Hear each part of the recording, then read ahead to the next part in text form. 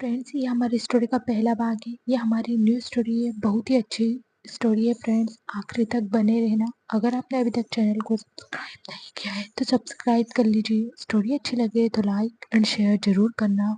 हर रोज story का नया भाग देखने के लिए चैनल को सब्सक्राइब करके बेल आइकन को प्रेस कर लेना। आलीशान बंगले के हॉल में एक लड़की इधर उधर देखते हुए जोर जोर से चिल्ला रही थी। आशी, तुम कहाँ हो? मैं तुम्हें कब से बुला रही हूँ, लेकिन मेरी आवाज़ तो तुम तक पहुँच ही नहीं रही। कहीं इस बार भी तुम मुझे यहाँ बुलाकर बाहर तो नहीं चली गई?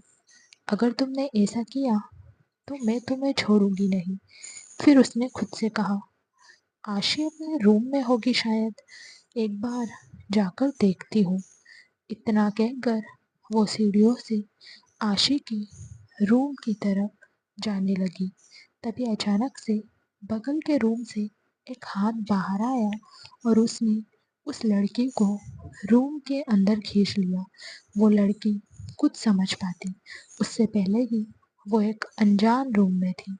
वो चिल्लाने को होती है कि तभी एक हाथ उसके मुंह पर आ जाता है, जिसे देखकर वो लड़की आंखें उठाकर ऊपर देखती है तो उसके सामने एक हैंडसम सा लड़का खड़ा था। उस लड़के की हाइट 6.5 इंच, नीली आंखें, मुलायम बाल, मस्टर्ड बॉडी, गोरा रंग, दिखने में किसी मॉडल की तरह था। ये लड़का कोई और नहीं, अंश रायजादा, आशी का बड़ा भाई। उस लड़की ने घबराते हुए कहा, प्लीज मुझे छोड़ दीजिए। ये लड़की थी आरोही शर्मा। 5 फुट हाइट, गोरा रंग, ब्लैक आंखें, लंबे बाल। अगर एक बार कोई आरोही को देख ले तो बस उसमें ही खो जाए। आरोही ने अंश की तरफ देखते हुए कहा, प्लीज आप मुझे छोड़ दीजिए, मैं आपको नहीं जानती। ये कहकर आरोही अंश का हाथ अपने मुंह से हटाने की कोशिश कर रही थी, मगर उसका हाथ नहीं हटा पा रही थी। उसे ऐसे देखकर अंश ने कहा, कोशिश करना बेकार है, कुछ देर बाद मैं तुम्हें खुद ही छोड़ दूंगा। लेकिन मैं तुम्हें इस रूम में जो करने लाया हूँ वो तो करने दो। दरअसल अंश इस वक्त थोड़े शराब के नशे में था, फिर भी वो अपने सामने आरोही को अच्छे से पहचान सकता था। आरोही ने रोते हुए कहा, प्लीज हमें छोड़ दीजिए, वरना हम रो रो कर सबको यहाँ बुला लेंगे। उसकी बात सुनकर अंश ने हंसते हुए कहा, ठीक है, चिल्लाओ। इतना कहकर उसने अपना हाथ आरोही के मुंह से हटा लिया और उसे देखते हुए बोला, मैं तुम्हें एक बात बता दूं, इस वक्त इस घर में मेरे और तुम्हारे अलावा कोई भी नहीं है। इतना कहकर वो आरोही को बेड पर धक्का देता है और उसके साथ जबरदस्ती करने लगता है। आरोही लगातार खुद को छुड़ाने की कोशिश कर रही थी। उसने रोते हुए कहा, प्लीज हमें छोड़ दीजिए, हमें छोड़ दीजिए प्लीज। मगर अंश तो उसे छोड़ने का नाम ही नहीं ले रहा था। तभी अंश ने एक झटके में आरोही के कपड़े निकालकर उसके बदन से अलग कर दिए। वहीं आरोही लगातार अंश को मार रही थी। उसे ऐसा करते देखकर अंश ने आरोही के दोनों हाथ पकड़कर बेड पर दबा दी और उसके साथ इंटीमेट होने लगा। इस वक्त अंश बहुत ज़्यादा वाइल्ड हो गया था। कुछ देर बाद जब वो पूरी तरह से सेटिस्फाई हो गया तो उसने आरोही को छोड़ दिया और उसके ऊपर से उठ गया। उसने एक नज़र आरोही की तरफ देखा जो उसे देखकर रो रही थी। आरोही को ऐसे देखकर अंश ने गुस्सा करते हुए कहा, चुप, एकदम चुप। अगर एक आवाज़ भी तुम्हारे मुंह से निकली तो ना तो यहीं तुम्हारी जान ले लूंगा, समझे तुम? अंश की धमकी सुनकर आरोही एकदम चुप हो गई। उसने खुद को ब्लैंकेट से कवर कर लिया। वहीं अंश आरोही की तरफ देखते हुए कबर्ड के पास गया। उसने वहां से एक चेक निकाला और उसे आरोही के मुंह पर फेंकते हुए बोला, चुपचाप इसे रखो और यहाँ से निकल जाओ। और हाँ, याद रखना, अभी यहाँ पर जो कुछ भी हुआ है उसके बारे में किसी को पता नहीं चलना चाहिए। अगर आपने अभी तक चैनल को सब्सक्राइब नहीं किया है तो सब्सक्राइब कर लीजिए। स्टोरी अच्छी लगे तो लाइक और शेयर ज़रूर करना। क्या आरोही कभी अंश की इस गलती के लिए उसे माफ़ करेगी? मेरे घर वालों को और स्पेशली मेरी बहन को तो बिल्कुल भी नहीं। मैं अच्छी तरह से जानता हूँ तुम आशी की दोस्त आरोही हो। आशी ने तुम्हारी फोटो मुझे दिखाई थी। जब से ही मैं तुम्हारे इस खूबसूरत चेहरे का दीवाना हो गया था।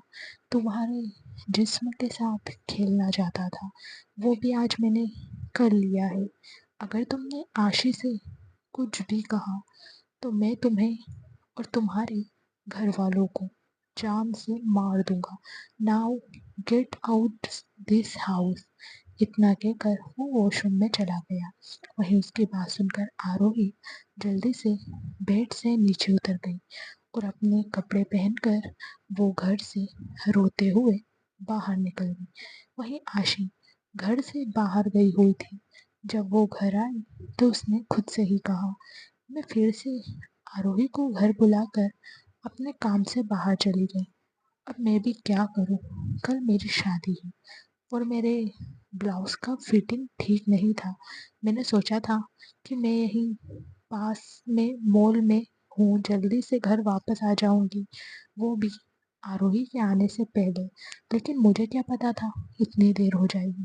कोई बात नहीं, मैं आरोही से माफ़ी मांग लूंगी। शाम को मेरी हल्दी और संगीत है। मैंने आरोही के लिए जो कपड़े लिए हैं वो मैं उसे देकर कहूँगी कि वो मेरे फंक्शन में यही कपड़े पहने। मुझे पता है मेरे दिए हुए कपड़े को लेने से वो ज़रूर मना करेगी, क्योंकि खुददारी जो उसकी रगों में कूट कूट कर भरी है। लेकिन मैं भी आशी रायज़ादा हूँ। मुझे अच्छे से पता है उसे कैसे मनाना है। थोड़ी बहुत उसकी डांट भी खा लूँगी, क्योंकि हम तो दोनों दोस्त हैं। दोस्तों के बीच तो ये सब चलता रहता है। दोस्ती में झगड़ा ना हो, ऐसा हो सकता है क्या? ऐसे ही खुद में बड़बड़ाते हुए आशी घर के अंदर जाती है। उसने चिल्लाते हुए कहा, आरोही, आई एम सो सॉरी। मुझे पता है मेरी गलती है। प्लीज़ मुझे माफ़ कर दो। आज के बाद ऐसा कभी नहीं करूँगी। प्लीज़ ये आखिरी गलती समझकर मुझे माफ़ कर दो। देखो, कल मेरी शादी है। अगर आज तुम मुझसे नाराज़ हो गई तो मैं मंडप में जाकर नहीं बैठूंगी। उसके बाद मॉम, डैड, भाई और मेरे होने वाले पति पूछेंगे तो मैं उन सब से कहूँगी कि ये सब तुम्हारी वजह से हो रहा है। और फिर तुम जानो और मेरी फैमिली वाले जाने। जब आशी की बात सुनकर भी आरोही ने कोई जवाब नहीं दिया तो आशी ने रामू काका को आवाज़ लगाते हुए कहा, रामू काका। तो रामू काका ने किचन से बाहर आते हुए कहा, जी बेटा, आपने मुझे बुलाया? आशी ने कहा, जी काका, क्या आपने आरोही को देखा है? क्या वो मेरे रूम में है? रामू काका ने कहा, मुझे नहीं पता बेटा। मैं तो सामान लेने मार्केट गया था। थोड़ी देर पहले ही मैं घर आया हूँ। जब से मैं आया हूँ तब से तो आरोही को मैंने यहाँ नहीं देखा। आप अपने रूम में एक बार देख लीजिए, क्या पता आरोही वहाँ हो। रामू काका की बात सुनकर आशी ने कहा, जी काका, मैं देख कर आती हूँ। इतना कहकर वो अपने रूम की तरफ चली गई। तभी उसे अंश के रूम का डोर ओपन दिखा तो आशी अंश के रूम में चली गई। अंश के रूम में आकर आशी ने उसे आवाज लगाते हुए कहा, भाई आप कहाँ हो? इतना कहकर आशी अंश को देखती है तो अंश इस वक्त रूम में बने एक छोटे से बार में बैठकर ड्रिंक कर रहा था। अंश को ड्रिंक करते देख आशी ने नाराज होते हुए कहा, भाई आप ये क्या कर रहे हो? थोड़ी देर बाद मेरा हल्दी और संगीत है और आप अभी से ड्रिंक कर रहे हो। अगर मॉम डैड ने देख लिया तो वो आप पर गुस्सा करेंगे। इसे छोड़ दीजिए आप और जल्दी से जाकर रेडी हो जाइए। मुझे आज मेरा भाई सबसे ज़्यादा हैंडसम दिखना चाहिए। अगर आपने अभी तक चैनल को सब्सक्राइब नहीं किया है तो सब्सक्राइब कर लीजिए। स्टोरी अच्छी लगे तो लाइक एंड शेयर भी ज़रूर करना। क्या आरोही अंशु को माफ़ करेगी? क्या अंशु को कभी अपनी गलती का एहसास होगा? जानने के लिए बने रहे। उसकी बात सुनकर अंश ने कहा, तुम मेरी टेंशन मत लो, मैं तैयार होकर आता हूँ। वैसे भी तुम्हारा भाई तो पहले से ही बहुत ज़्यादा हैंडसम है। मैं तो जैसे भी तैयार हो जाऊँ। लड़कियां तो मुझे देखकर पागल हो ही जाती है। इतना कहकर अंश हंसने लगा। फिर उसने कहा, अब तुम मेरा छोड़ो और खुद जाकर रेडी हो जाओ। वैसे भी तुम्हें रेडी होने में ज़्यादा टाइम लगेगा। अगर तुम रेडी होने में लेट हो गई तो कहीं ऐसा ना हो जाए हल्दी में आए मेहमान तुम्हें हल्दी लगाए बिना ही वापस घर चले जाएं। अंशु की बात सुनकर आशी ने गुस्से में कहा, जाइए भाई, मैं अब आपसे बात नहीं करूंगी। फिर उसने कुछ याद करते हुए कहा, अरे भाई, क्या आपने आरोही को कहीं देखा है? मैंने उसे जल्दी आने को कहा था ताकि वो मुझे तैयार कर सके। उसकी बात सुनकर अंश ने कहा, नहीं, मैंने उसे नहीं देखा। इतना कहकर वो रेडी होने के लिए क्लोजेट रूम की तरफ चला गया। वहीं आशी भी आरोही को देखने के लिए अपने रूम की तरफ चली गई। वहीं दूसरी तरफ आरोही जब अपने घर पहुंची तो वो सीधा अपने रूम की तरफ चली गई। उसे इतनी जल्दी घर आते देखकर आरोही के पापा मोहन जी ने खुद से कहा, ये आरोही इतनी जल्दी घर कैसे आ गई? आज तो इसकी फ्रेंड की हल्दी और संगीत है। इसने तो मुझसे कहा था कि आज इसे घर आने में ज़्यादा टाइम हो जाएगा, फिर इतनी जल्दी कैसे आ गई? जाकर आरोही से पूछता हूँ। इतना कहकर वो आरोही से बात करने के लिए उसके रूम की तरफ चले गए। जब वो आरोही के रूम में आए तो आरोही की हालत देखकर वो एकदम से घबरा गए, क्योंकि आरोही के बाल बिखरे हुए थे, उसके कपड़े जगह जगह से फटे हुए थे, उसकी आंखें रो रो कर सूज गई थी। उसे ऐसी हालत में देखकर मोहन जी घबरा गए। उन्होंने आरोही के पास जाते हुए कहा, आरोही बेटा, क्या हुआ तुम्हें? तुम्हारी ऐसी हालत कैसे हो गई? बोलो कुछ बेटा, मेरा दिल बैठा जा रहा है।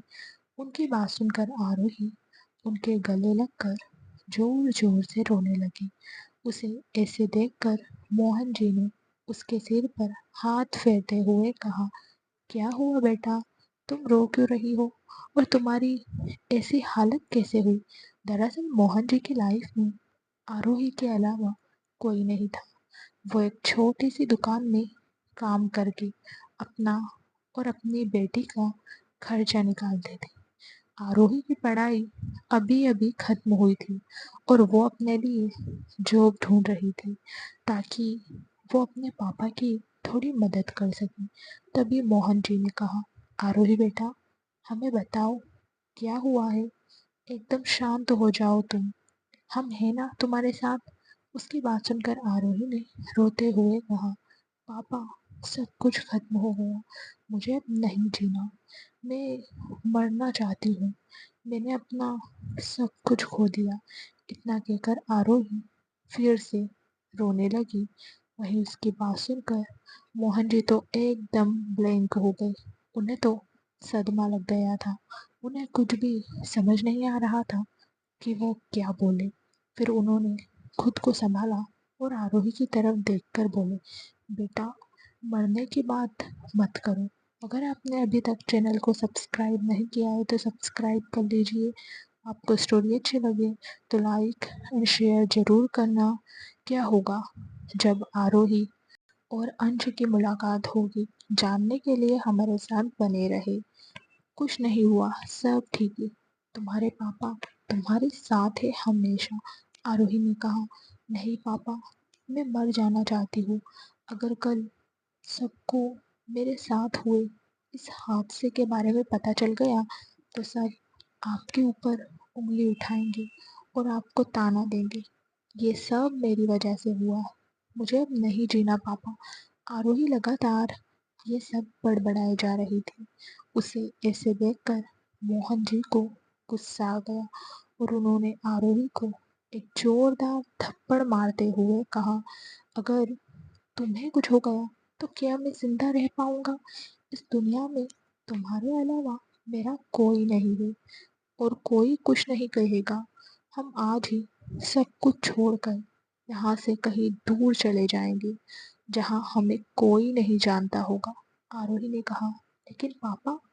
तो मोहन जी ने कहा, लेकिन वेकिन कुछ नहीं बेटा, तुम प्रॉमिस करो, तुम खुद को कुछ नहीं करोगी, वादा करो अपने पापा से। उनकी बात सुनकर आरोही उन्हें देखने लगी। फिर उसने मोहन जी के उस हाथ को देखा जो उन्होंने आरोही से वादा लेने के लिए आगे बढ़ा रखा था। उस हाथ को देखकर आरोही ने उनके हाथ पर अपना हाथ रखते हुए कहा, प्रॉमिस पापा, मैं खुद को कुछ नहीं करूंगी। उसकी बात सुनकर मोहन जी की जान में जान आ गई। उन्होंने कहा, हम आज रात को यहाँ से निकल जाएंगे। अभी तुम आराम करो, मैं जाकर सामान पैक करता हूँ। इधर रायजादा हाउस। आशी ने हर जगह आरोही को ढूंढ लिया था, लेकिन उसे आरोही कहीं भी नहीं दिखी थी। ये देखकर आशी ने खुद से कहा, क्या ये अभी तक घर नहीं आई है?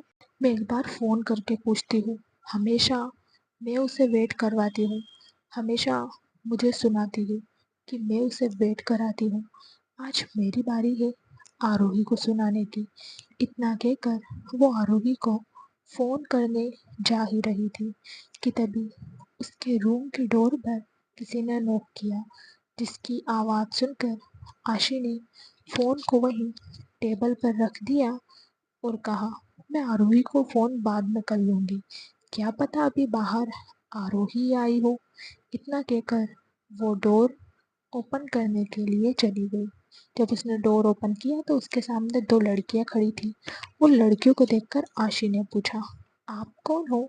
तो एक लड़की ने कहा, हेलो मैम, हम ब्यूटिशियन हैं और हम फंक्शन के लिए आपको रेडी करने आए हैं।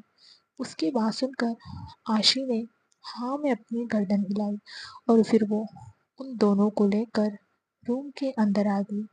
फिर वो ब्यूटिशियन आशी को चेयर पर बैठाकर रेडी करने लगी। वहीं आशी रेडी तो हो रही थी, लेकिन उसे आरोही की याद आ रही थी। उसने अपने मन में खुद से कहा, आरोही अब तक नहीं आई। उसने आज से पहले ऐसा कभी नहीं किया। आज तो मेरे लिए बहुत खास दिन है। ये बात आरोही को अच्छे से पता है, लेकिन फिर भी वो अभी तक नहीं आई। इसका मतलब एक ही है, कुछ तो हुआ है आरोही के साथ। कहीं अंकल को तो कुछ नहीं हो गया?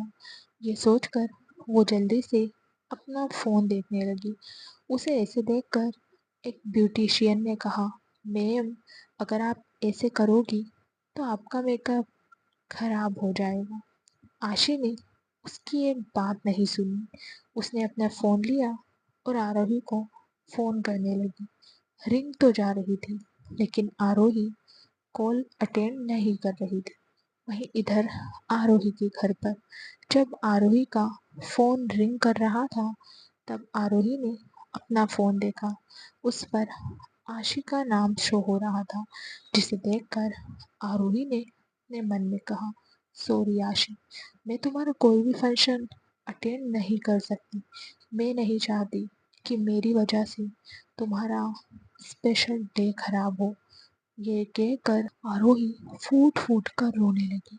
वहीं आशी ने जब देखा कि आरोही उसका फोन नहीं उठा रही है, तो उसने अपना फोन बेड पर फेंक दिया और मिरर के सामने जाकर चेयर पर बैठ गई।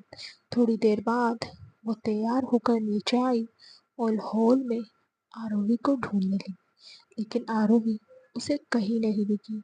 ये देखकर आशी मायूस हो गई और वो चुपचाप जाकर हल्दी लगवाने लगी। सब रस्में अच्छी तरह से हो रही थी, लेकिन आशी बिल्कुल भी खुश नहीं थी। उसका ध्यान तो पूरा मेन गेट की तरफ था। धीरे धीरे सारी रस्में खत्म हो गई, लेकिन आरोही का कुछ पता नहीं चला। सारे मेहमान अब तक वापस अपने घर जा रहे थे, लेकिन आरोही अब तक नहीं आई थी। ये देखकर आशी वहीं जोर जोर से रोने लगी। उसे ऐसे रोते देखकर सारे घर वाले घबरा गए। तभी अंश ने आशी के पास आते हुए कहा, क्या हुआ आशी, तुम रो क्यों रही हो? उसकी बात सुनकर आशी ने कहा, भाई, आज फंक्शन में सब लोग आए सिवाय आरोही के। वो मेरा फ़ोन भी नहीं उठा रही है। अगर आपने अभी तक चैनल को सब्सक्राइब नहीं किया है तो सब्सक्राइब कर लीजिए। स्टोरी अच्छी लगे तो लाइक और शेयर भी ज़रूर करना। आशी को जब अंश की इस हरकत के बारे में पता चलेगा तो वो क्या करेगी, जानने के लिए हमारे साथ बने रहना। वो ऐसा कभी नहीं करती भाई, मुझे उसकी बहुत याद आ रही है। मुझे उसके घर लेकर चलिए। उसकी बात सुनकर उसकी मॉम शालिनी जी ने कहा, आरोही को कुछ काम आ गया होगा बेटा। अगर वो आज नहीं आई तो क्या हुआ, कल तुम्हारी शादी में वो पक्का आ जाएगी।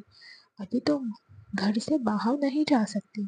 तुम्हारे हाथों में अभी अभी मेहंदी लगी है। ऐसे में तुम्हें शादी तक घर से बाहर नहीं जाना चाहिए। अपशगुन होता है। अब तुम शांत हो जाओ, आरोही आ जाएगी। शालिनी जी की बात सुनकर आशी ने रोते हुए कहा, मोम, पक्का ना, कल आरोही शादी में आएगी ना? शालिनी जी ने कहा, जी बेटा, कल आरोही जरूर आएगी। अब तुम रूम में जाकर आराम करो। उनकी बात सुनकर आशी शांत हो गई और फिर वो अपने रूम की तरफ चली गई। उसे ऐसे शांत देखकर अंश भी टेंशन फ्री होकर अपने रूम की तरफ चला गया। रूम में आकर वो बेड पर जाकर लेट गया। तभी उसे आरोही की खुशबू आने लगी और साथ में उसका वही रोता हुआ चेहरा याद आने लगा, जिसे याद करके अंश फ्रस्ट्रेट हो गया और वो बेड से उठकर बार काउंटर पर जाकर ड्रिंक करने लगा। सुबह का आशिक की जब आँख खुली तो उसने सबसे पहले आरोही को फ़ोन किया, लेकिन आरोही का फ़ोन स्विच ऑफ आ रहा था। ये देखकर आशी गुस्से से फ़ोन बेड पर फेंक कर शावर लेने चली गई। थोड़ी देर बाद वो रेडी होकर नीचे आ गई।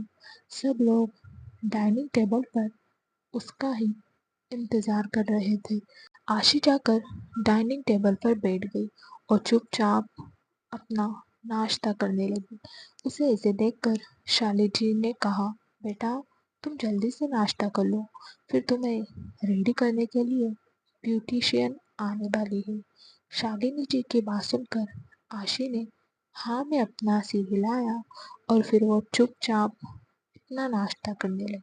कुछ देर बाद उसने अपना नाश्ता खत्म किया और वो रूम में चली गई। रूम में आकर उसने फिर से आरोही को फ़ोन किया, लेकिन इस बार भी आरोही ने उसका फ़ोन नहीं उठाया, जिसे देखकर आशी ने कहा, आरोही, तुम कहाँ हो? अपना फ़ोन स्विच ऑफ क्यों कर रखा है तुमने? तुम ठीक तो हो ना? मुझे तुम्हारी बहुत टेंशन हो रही है। समझ नहीं आ रहा मैं क्या करूं। मॉम कह रही है मैं शादी से पहले बाहर नहीं जा सकती, वरना मैं तुम्हारे घर आ जाती और तुमसे पूछती कि तुम मेरी हल्दी में क्यों नहीं आई। अभी आशी ये सब सोच ही रही थी कि तभी उसके रूम के डोर पर किसी ने नॉक किया। तो आशी ने जाकर डोर ओपन कर दिया। उसके सामने वही मेकअप आर्टिस्ट खड़ी थी।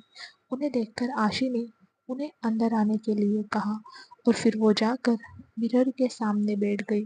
तो वो लड़कियां उसे मेकअप करने लगी।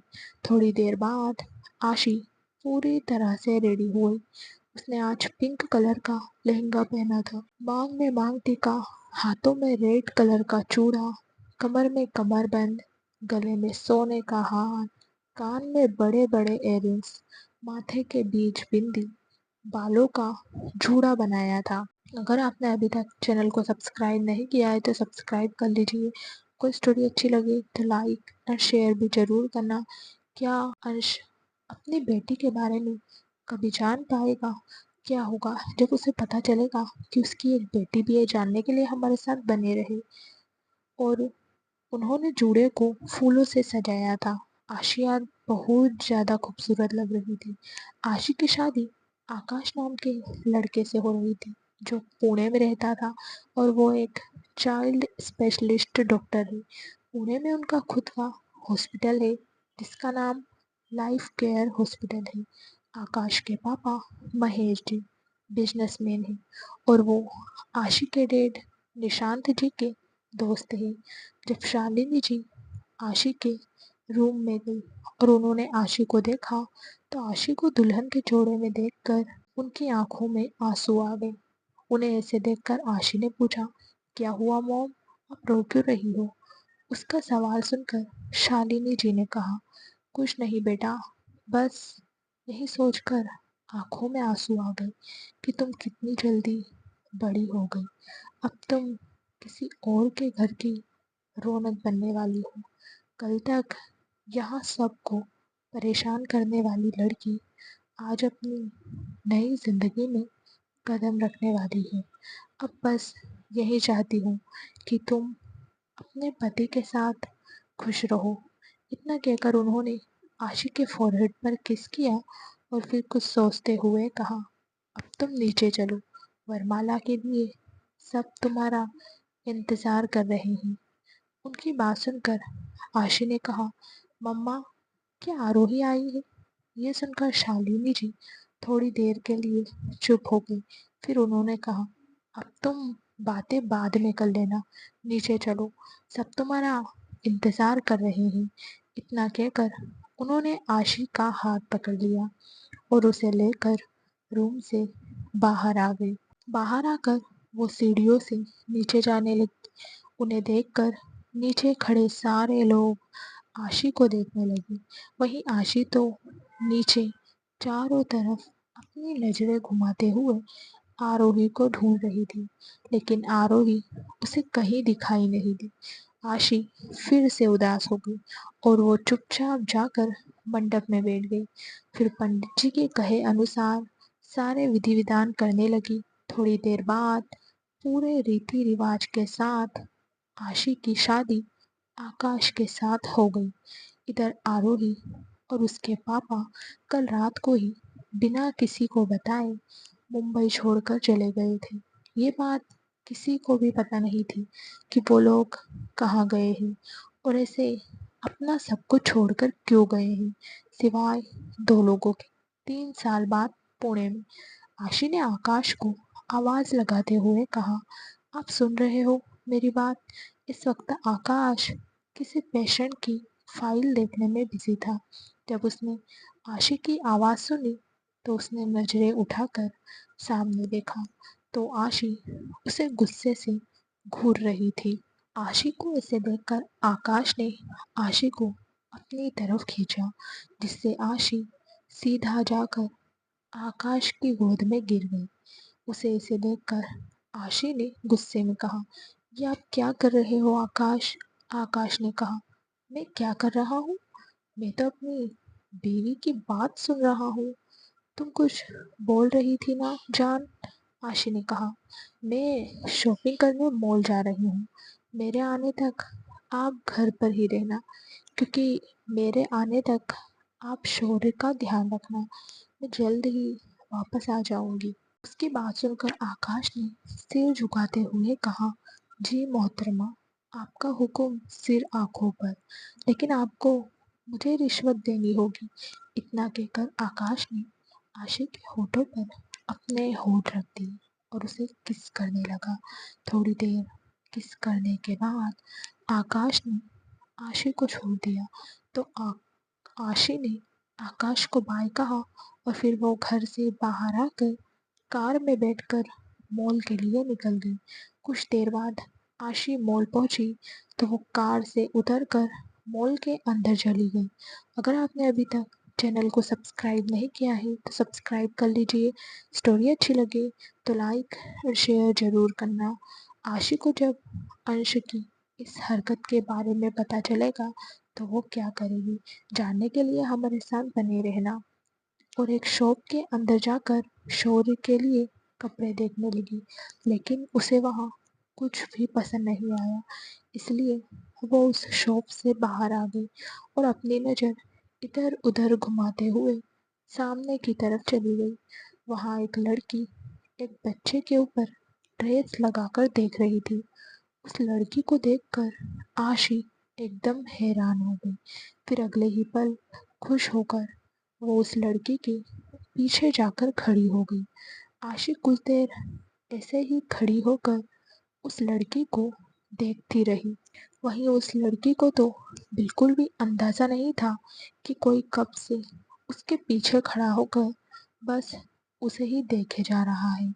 वो तो अपने बच्चे के ऊपर कपड़े ट्राई करने में लगी थी। तभी आशी ने पीछे से उस लड़की के कंधे पर हाथ रखा तो उस लड़की ने डरते हुए पीछे मुड़कर देखा। पीछे आशी को देखकर वो लड़की भी हैरान हो गई। वहीं आशी एकटक उस लड़की को देख रही थी। वहीं वो लड़की भी आशी को हैरान नजरों से देख रही थी। तभी आशी ने रोते हुए कहा, आरोही, ये तुम ही हो ना? मैं कोई सपना तो नहीं देख रही? इतना कहकर आशी आगे बढ़कर आरोही के गले लगकर फूट फूट कर रोने लगी।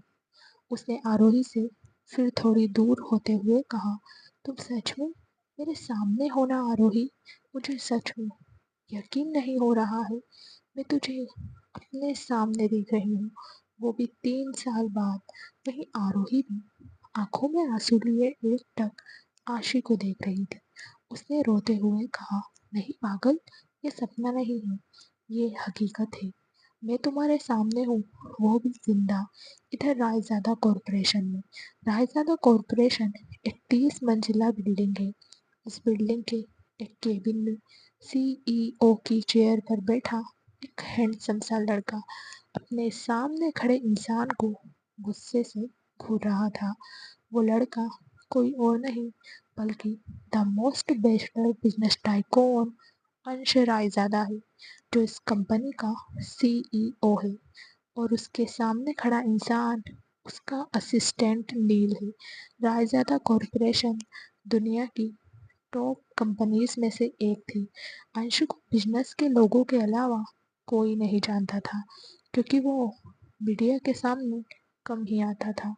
अगर गलती से भी उसकी कोई फोटो वीडियो में पब्लिश हो जाती थी तो अपने लोगों से कहकर उस फोटो को वहाँ से तुरंत हटवा देता था। अंश अब मुंबई छोड़कर अपने दादाजी के दिए हुए फार्म हाउस में रहता है। उसे नेचर के बीच रहना ज़्यादा पसंद है। वहाँ वो अलग अलग तरह के आम के पेड़ लगाकर उसे भी अलग अलग कंट्री में एक्सपोर्ट करता है।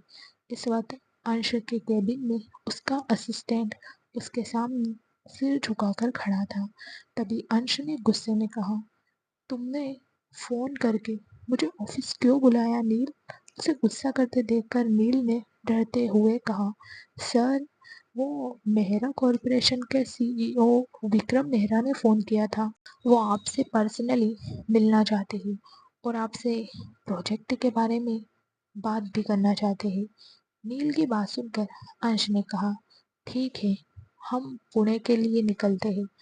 उनसे फ़ोन करके कहो कि हम कल उनसे मिलने आ रहे हैं और उनसे ये भी कहो कि वो अपनी प्रेजेंटेशन रेडी रखे, क्योंकि मैं कल प्रोजेक्ट देखना चाहता हूँ। अपने बॉस की बात सुनकर नील ने कहा, लेकिन सर, हमने तो उन्हें प्रेजेंटेशन तैयार करने के लिए 1 हफ्ते का टाइम दिया था।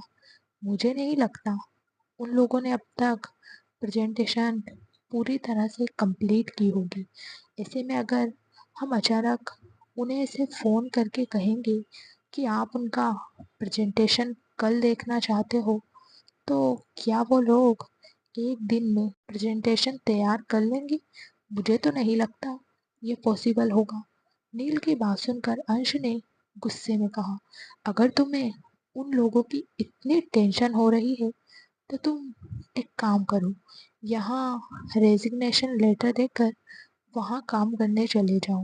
रेजिग्नेशन की बात सुनकर नील ने घबराते हुए कहा, जी बॉस, मैं अभी फ़ोन करके विक्रम मेहरा से कहता हूँ कि आप कल उनसे मिलने पुणे आ रहे हो और साथ में ये भी कहता हूँ कि प्रेजेंटेशन वो लोग रेडी रखें। इतना कहकर नील केबिन से बाहर जाने लगा। अगर आपने अभी तक चैनल को सब्सक्राइब नहीं किया है तो सब्सक्राइब कर लीजिए। स्टोरी अच्छी लगे तो लाइक एंड शेयर भी ज़रूर करना। क्या अंश अपनी बेटी के बारे में कभी जान पाएगा? क्या होगा जब उसे पता चलेगा कि उसकी एक बेटी है? जानने के लिए हमारे साथ स्टोरी के आखिरी भाग तक बने रहना। तभी अंश ने कहा, हमारा जेट रेडी करो, हम यहाँ से पुणे के लिए निकल रहे हैं। नील ने कहा, ठीक है बॉस। इतना कहकर नील केबिन से बाहर निकल गया। इधर पुणे मॉल में आशी ने आरोही की तरफ देखते हुए कहा, तुम्हें पता है आरोही, 3 साल में एक दिन भी ऐसा नहीं गया जब मैंने तुम्हें याद नहीं किया। मैं तुम्हें हर दिन हर पल याद करती थी। तुमने मेरे साथ ऐसा क्यों किया आरोही? क्यों तुम मुझे बिना बताए यहाँ रहने आ गई? तुम तो मेरी शादी में भी नहीं हो। मुझे जवाब दो आरोही, ऐसे अचानक तुम क्यों मुंबई छोड़कर यहाँ आ गई? ऐसा भी क्या हो गया था? आशी के एक साथ इतने सारे सवाल सुनकर आरोही ने कहा, आशी पहले तुम शांत हो जाओ, हम बैठकर बात करते हैं ना, मैं तुम्हारे सारे सवालों के जवाब दूंगी। आरोही की बात सुनकर आशी ने कहा, ठीक है, सामने कॉफ़ी शॉप पर चलते हैं, हम वहाँ चलकर बात करेंगे। इतना कहकर आशी आरोही का हाथ पकड़कर उसे कॉफ़ी शॉप की तरफ लेकर जाने लगी। कॉफ़ी शॉप के अंदर जाकर वो दोनों वहाँ पर चेयर पर बैठ गई। उन दोनों ने अपने लिए 2 कॉफ़ी ऑर्डर की। फिर आशी ने आरोही की तरफ देखते हुए कहा, अब बताओ, क्यों 3 साल पहले तुम यहाँ आ गई थी? ऐसा भी क्या हो गया था तुम्हारे साथ? इन 3 सालों में तुम्हें एक बार भी मेरी याद नहीं आई? तुम मेरे से मिलने तो दूर, तुमने एक बार भी मुझसे फ़ोन पर बात करना भी ज़रूरी नहीं समझा। क्या तुम्हारे लिए मैं इतनी पराई हूँ आशी? बताओ, मेरे सवाल का जवाब दो। फिर उसने आरोही गोद में बैठी बच्ची की तरफ देखते हुए कहा, और ये बच्ची कौन है? आरोही, जो तेरी गोद में है, मैं ही जानती हूँ। इन 3 सालों में मैंने तुझे कितना याद किया। तूने तो मेरी शादी भी अटेंड नहीं की, बिना मुझे बताए यहाँ चली आई। तू मेरी जान थी आरोही। मैंने कभी नहीं सोचा था कि तुम मुझे 3 साल बाद ऐसे मिलोगी। आशी की बात सुनकर आरोही ने कहा, आई एम सो सॉरी, मैं मजबूर थी। ये सुनकर आशी ने जल्दी से कहा, कैसी मजबूरी? अगर तुम मजबूर थी तो तुम मुझे बताती, हम दोनों मिलकर उसे ठीक करते। लेकिन तुम मुझे बताने की बजाय तुमने मुझसे दूर जाना बेहतर समझा। सही कहा ना मैंने आरोही?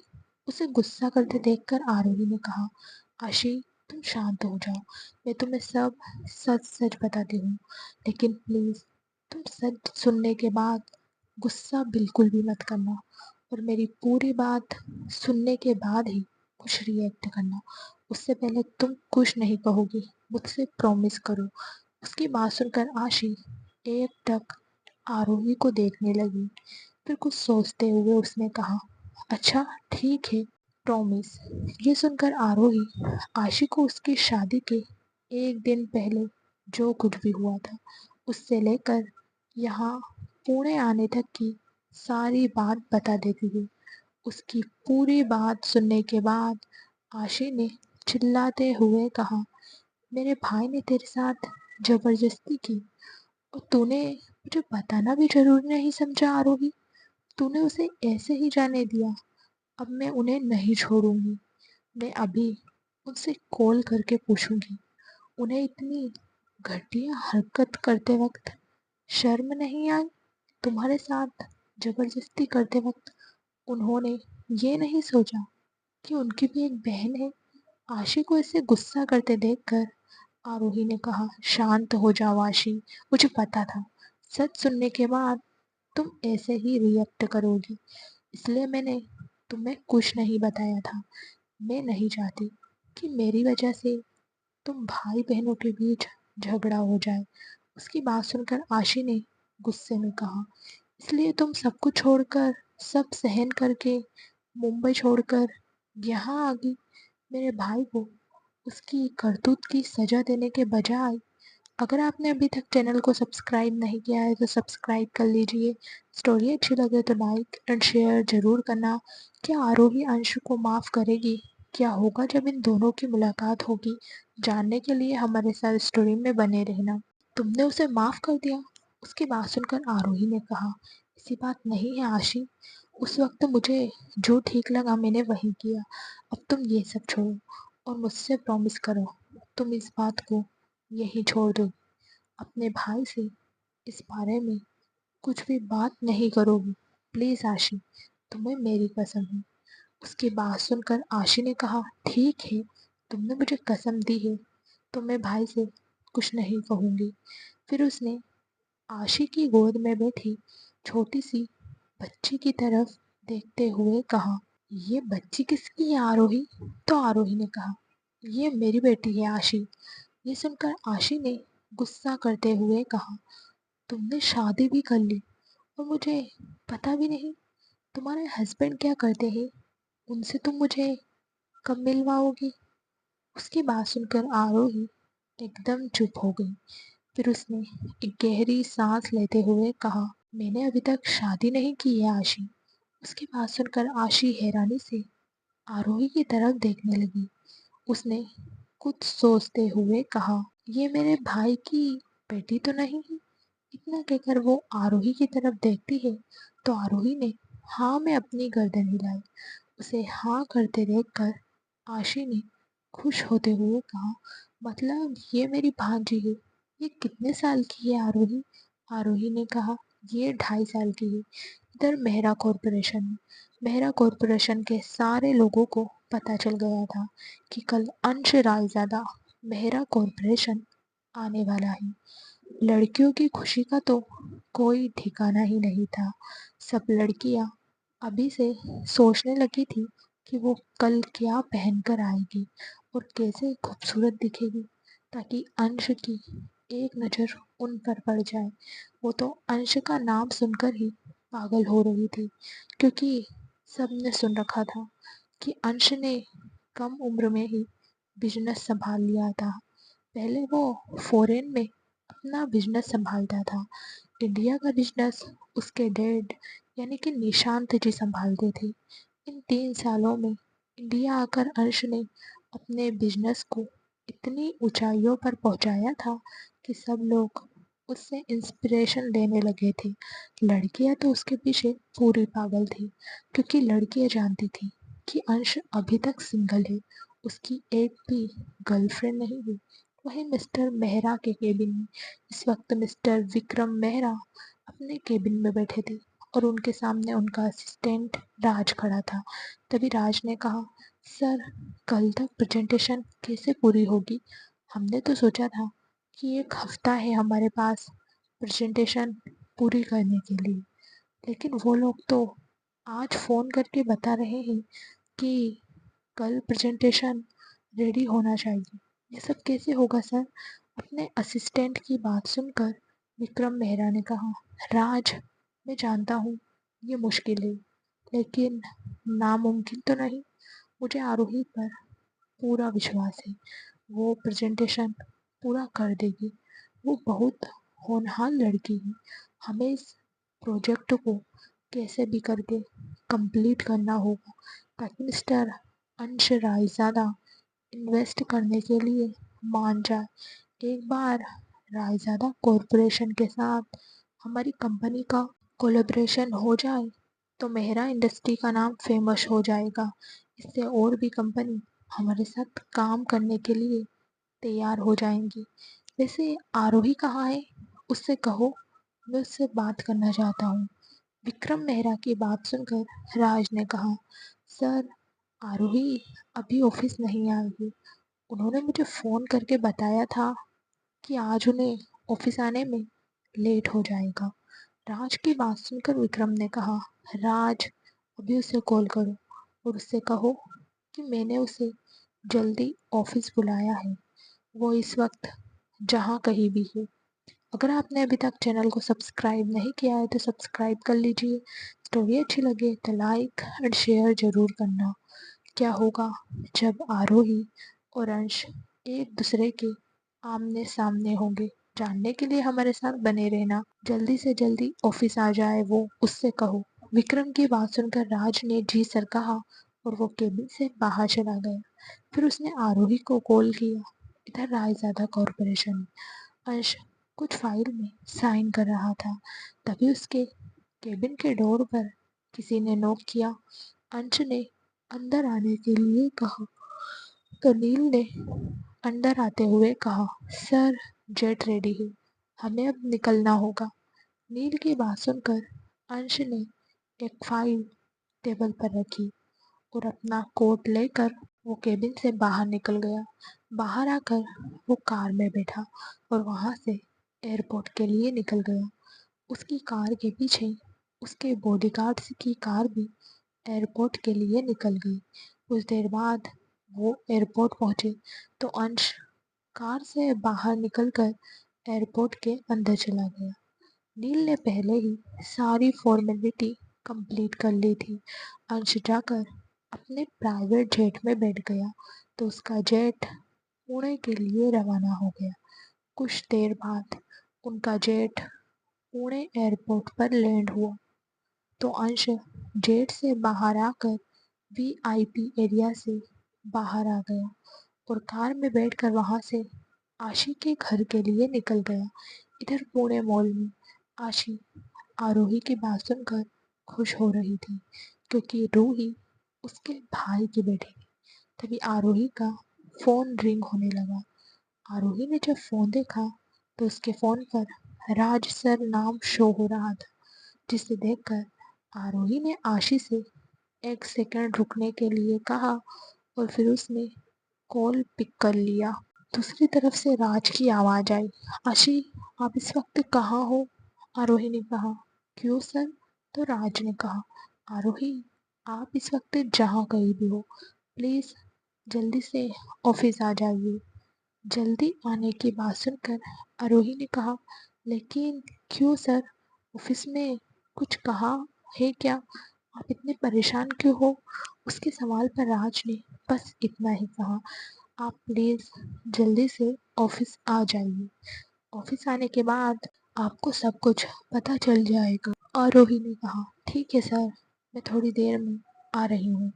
उसकी बात सुनकर राज ने कहा, थोड़ी देर में नहीं आरोही, 15 मिनट के अंदर ऑफिस आ जाओ।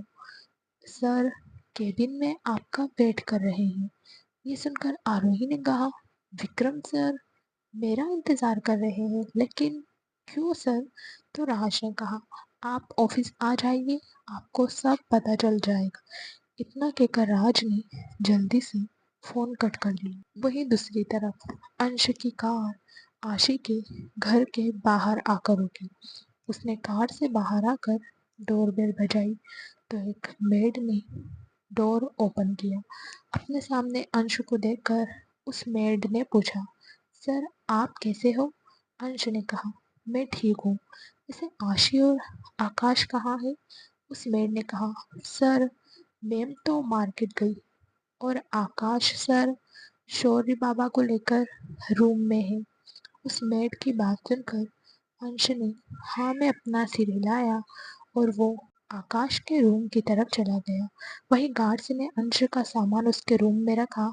जब अंश आकाश के रूम में आया, अगर आपने अभी तक चैनल को सब्सक्राइब नहीं किया है तो सब्सक्राइब कर दीजिए।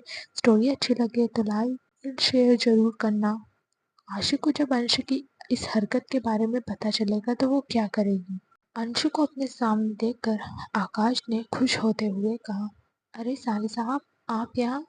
उसकी बात सुनकर अंश मुस्कुराते हुए अंदर चला गया और शौर्य की तरफ देखते हुए बोला, सो गया छोटा शैतान।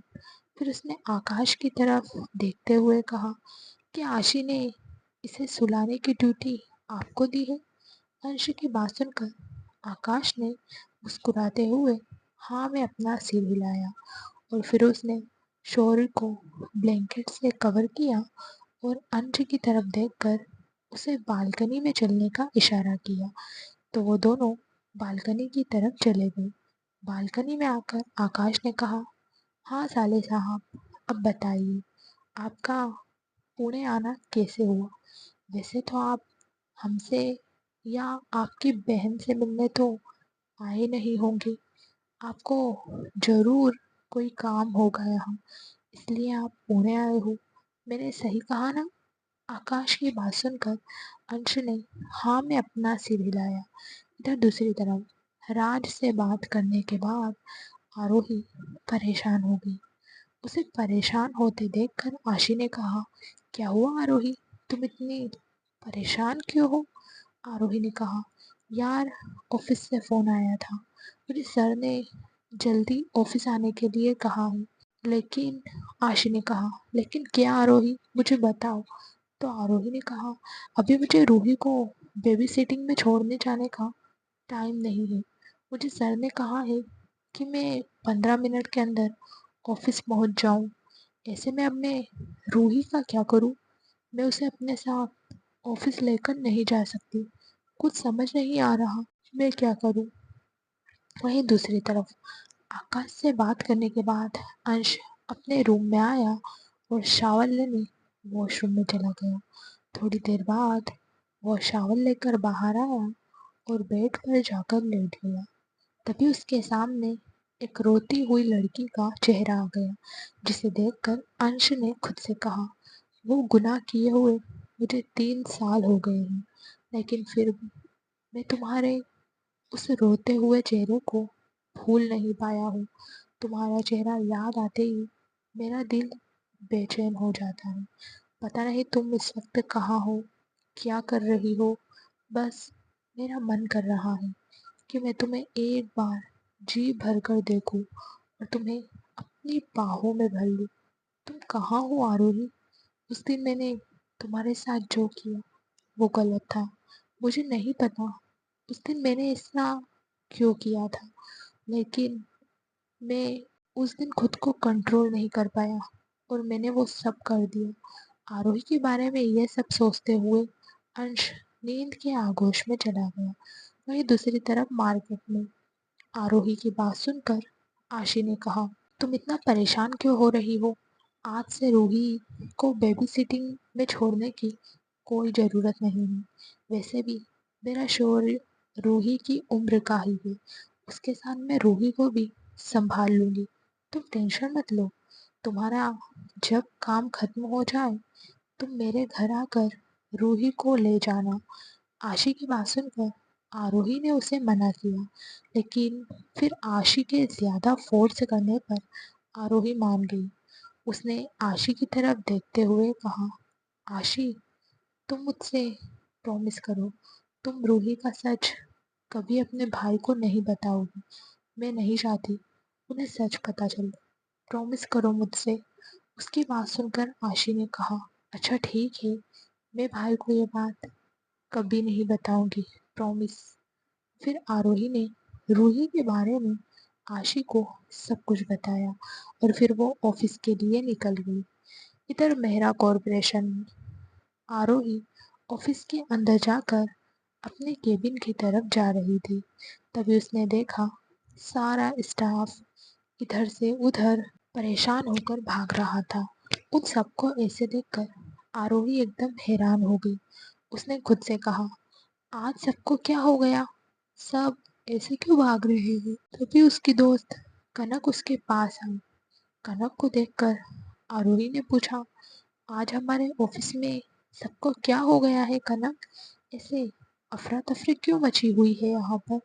उसकी बात सुनकर कनक ने कहा, क्या तुम्हें नहीं पता? तो आरोही ने ना में अपनी गर्दन हिलाई। तभी उनके पीछे से एक लड़की की आवाज़ आई।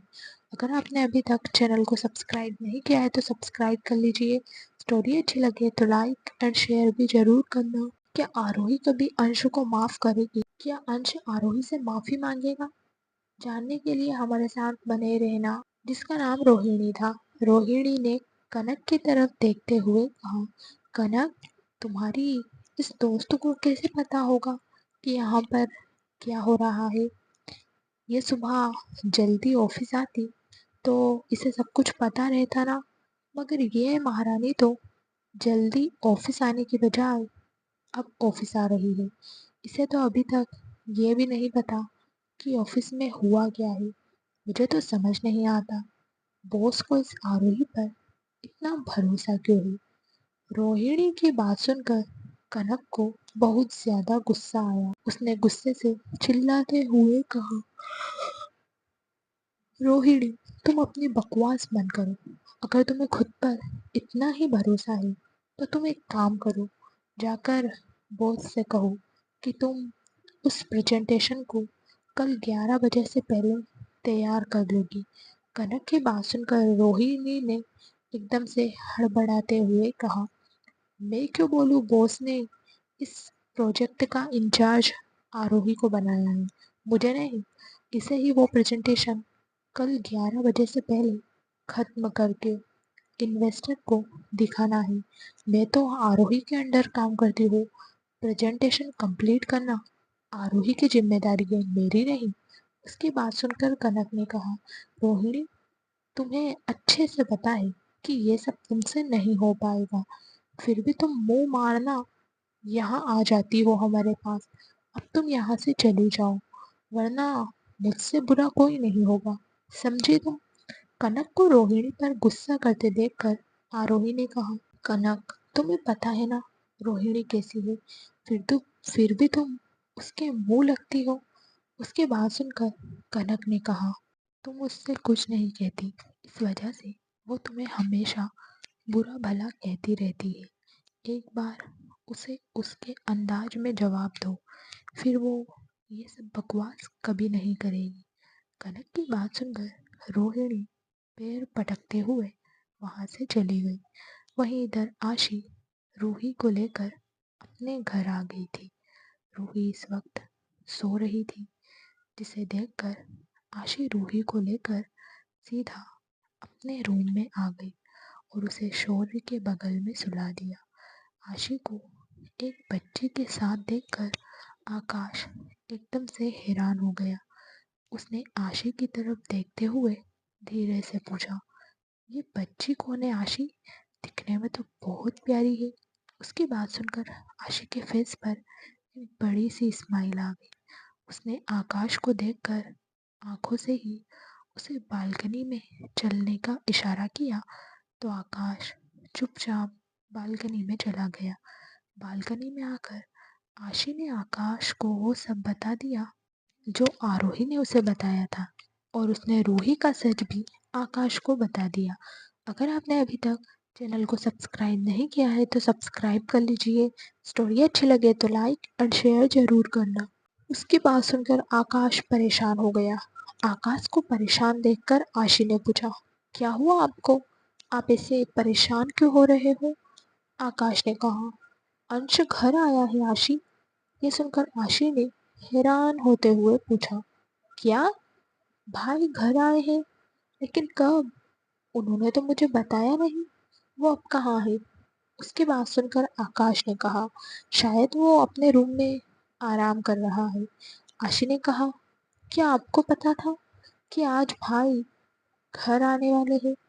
ये सुनकर आकाश ने ना में अपनी गर्दन हिलाते हुए कहा, जब अंश तुमसे रूही के बारे में पूछेगा तो तुम क्या कहोगी आशी? आशी ने कहा, आप टेंशन मत लीजिए, मैं भाई से कहूँगी कि रूही मेरी दोस्त की बेटी है। मेरी दोस्त काम पर जाती है, इसलिए वो अपनी बेटी को मेरे पास छोड़कर चली जाती है। अब आप हॉस्पिटल जाइए, यहाँ की टेंशन मत लीजिए, मैं यहाँ सब संभाल लूँगी।